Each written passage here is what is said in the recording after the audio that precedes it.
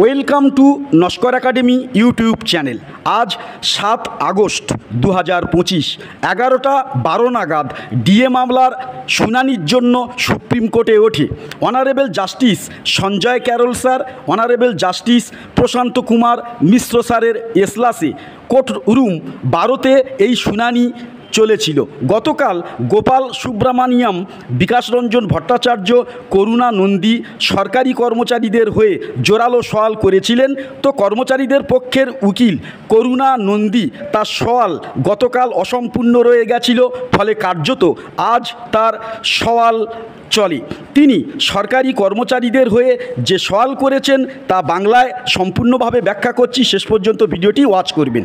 সরকারি কর্মচারীদের উকিল করুণা নন্দী ম্যাডাম প্রথমে সরকারি কর্মচারীদের ডিএ প্রসঙ্গে এআইসিপিআই বিষয়টি তুলে ধরেন এবং এই এআইসিপিআইয়ের অরিজিন ঠিক কোন জায়গায়, কিভাবে এই এআইসিপিআই সিস্টেমটা চালু হয়েছে তা কিন্তু তিনি ব্যাখ্যা প্রদান করেন অনারেবল জাস্টিস দ্বয়ের সামনে। তিনি বলেন, ডিএ নির্ধারণের ক্ষেত্রে যে সূচক তৈরি হয় তা লেবার ব্যুরো তৈরি করে। উক্ত সংস্থার রিপোর্ট তিনি আদালতে পেশ করেন।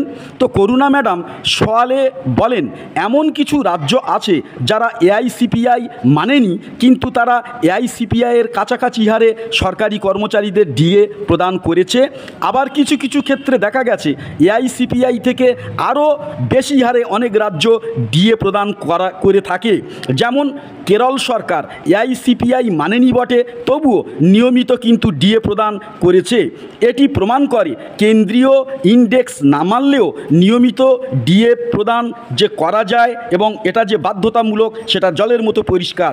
তো এই প্রসঙ্গে বিচারপতি সঞ্জয় ক্যারল স্যারের পর্যবেক্ষণ, যদি কোনো রাজ্য এআইসিপিআইকে নস্যাৎ করে তাহলে এটা স্বেচ্ছাচারিতা বলে গণ্য হতে পারে। কর্মচারীদের পক্ষের উকিল আরও বলেন, পে কমিশনের রোপাতে ডিএর কথা কিন্তু বলা হয়েছে। কনজিউমার প্রাইস ইন্ডেক্স 2009 সালের 536 পয়েন্ট স্থির ছিল, যদিও বাজার পরিস্থিতির নিরিখে অপ্রাসঙ্গিক, কিন্তু এআইসিপিআই অনুযায়ী সরকারি কর্মচারীদের যে ডিএ দিতে বাধ্য রাজ্য তা রোপার বক্তব্যে স্পষ্ট। পে কমিশনের রোপাকে উপেক্ষা করে এআইসিপিআইয়ের বর্তমান সূচককে উপেক্ষা করে ডিএ না দেওয়া বা স্বেচ্ছাধীন ডিএ দেওয়া এটা স্বেচ্ছাচারিতার নামান্তর। একাধিক জায়গায় যে ডিএ সংক্রান্ত যে মামলা চলেছিল বিভিন্ন রাজ্যে, তার কপিগুলি অনারেবল জাস্টিসের হাতে তুলে দেন করুণা ম্যাডাম। তো করুণা ম্যাডাম আরও জোরালো সওয়াল করেন, রাজ্য সরকার তার কর্মচারীদের ডিএ দেওয়ার ক্ষেত্রে বিমাতৃসুলভ আচরণ করেছে। দিল্লির বঙ্গভবন, চেন্নাইয়ের ইউথ হোস্টেলে পশ্চিমবঙ্গের রাজ্য সরকারি কর্মচারী যারা কর্মরত তাদের পশ্চিমবঙ্গ সরকার এআইসিপিআই মেনে কেন্দ্রীয় হারে ডিএ দেয়, কিন্তু রাজ্যে কর্মরত কর্মচারীরা সেই হারে কিন্তু ডিএ পায় না। একই সরকারের আন্ডারে কাজ করা কর্মচারী শুধু এলাকা পৃথকের কারণে আলাদা আলাদা হারে ডিএ পাবেন, সেটা কিন্তু অপ্রাসঙ্গিক।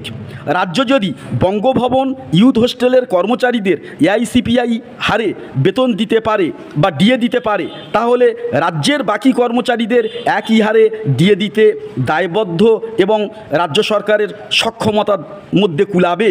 তো মূলত করুণা ম্যাডামের সওয়ালের কাছে সরকার পক্ষের উকিল মুখ খুলতে পারেননি বা যোগ্য জবাবও সেভাবে দিতে পারেননি। তো এটাই ছিল আজ শুনানির সারমর্ম। তো পরবর্তী শুনানির আপডেটের জন্য আমাদের চ্যানেলটি সাবস্ক্রাইব করে রাখবেন যদি চ্যানেলে নতুন হন। নমস্কার।